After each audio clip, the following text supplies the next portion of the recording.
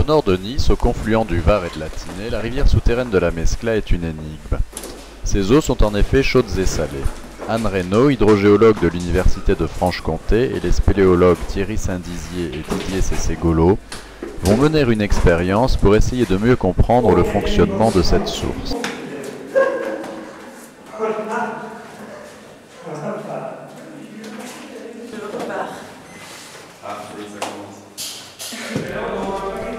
Un équipement important est transporté dans la grotte jusqu'à un regard sur la rivière souterraine dans laquelle les deux hommes doivent plonger.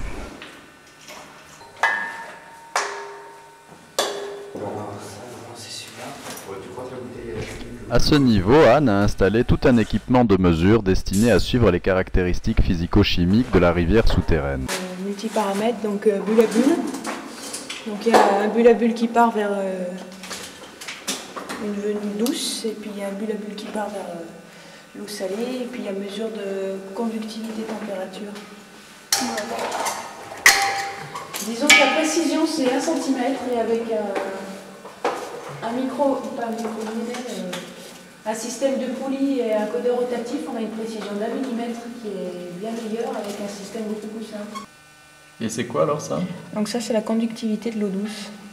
On essaye de voir quelles sont ses relations avec le conduit principal d'eau salée.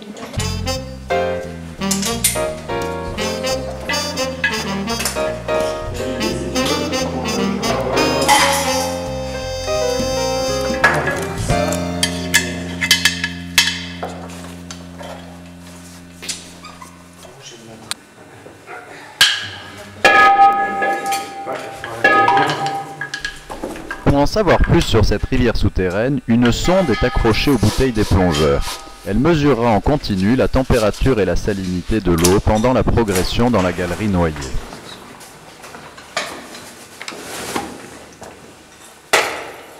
Étoile, là il faut mettre... Aucun fichier ne correspond. Non mais il faut refaire. Fichier. Échappe, annulé, non? Ben là, on est dans la grotte, Ça, hein, c'est les fichiers de configuration. et papa, il s'est pas réglé l'ordinateur. Étoile, où est-ce que je trouve étoile d'après toi? Là. Étoile. Ah zut. Alors là, qu'est-ce que tu fais? Tu programmes la sonde, donc. Oui. Donc tu m'as dit que tu l'avais mis en mode profil déjà. Oui, alors vérifie, tu fais F3. Ouais, mode profil c'est bon. J'ai mis un pas de temps de 5 secondes. 5 secondes, ah ben, impeccable. Ouais. Donc je crois qu'il faut que tu fasses QS maintenant pour le mettre en état crescent. Go logging. Faut déjà que je le mette en route là. Ah oui, ok, non, parce que sinon tu mets QS et après quand tu abaisses le bouton, ça permet de déclencher la manip. Enfin, sinon tu peux mettre effectivement sur on et tu fais Go logging.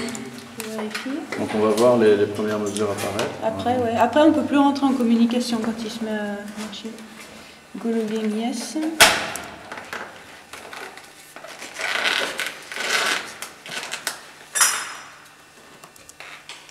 Didier, quand il faudrait mettre le chrono en... Ah.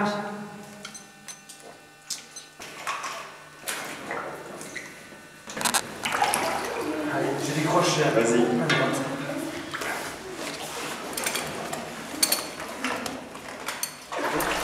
Au cours de leur incursion, qui doit durer environ 2 heures, les plongeurs doivent descendre jusqu'à 68 mètres de profondeur. Des bouteilles d'oxygène pur vont leur permettre de raccourcir les temps des paliers de décompression. J'attends que tu tombes à l'eau, mais rien à faire, hein. Tu as quand même un sens de l'équilibre assez développé. Ah, il est déjà tombé, lui. Ah oui. Il y a la chaîne qui avait lâché. Essaie de mettre le pied dans le bon sens, voilà, parce que vers l'arrière, c'est très désagréable. On va sortir.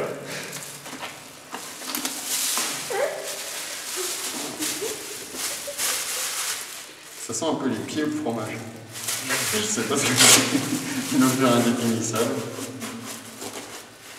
Ah mais c'est Shiva, il a 4 bras, regarde.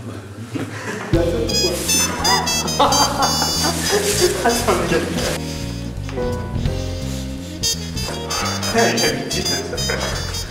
Devant, elle est mis devant.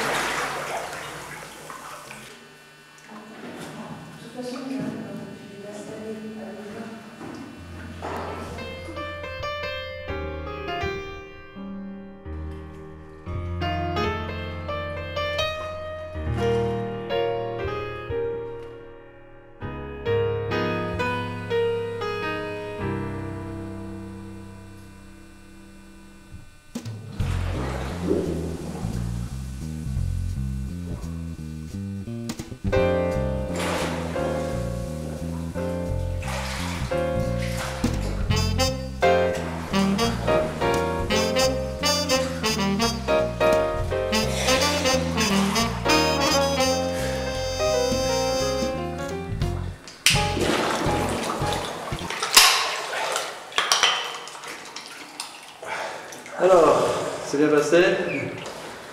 On a été jusqu'au laminoir. On a traversé le laminoir, donc le point bas du siphon. Attends, je sors. 68.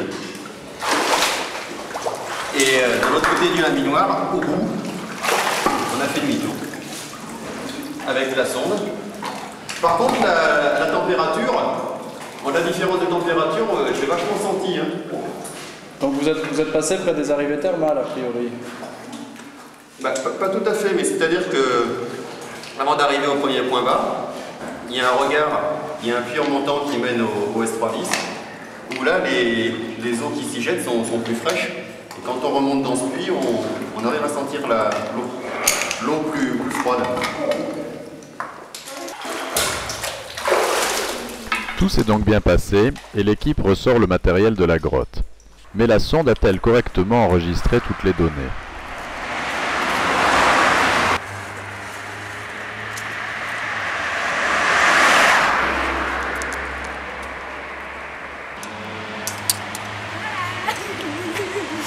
C'est de la bouteille, hein.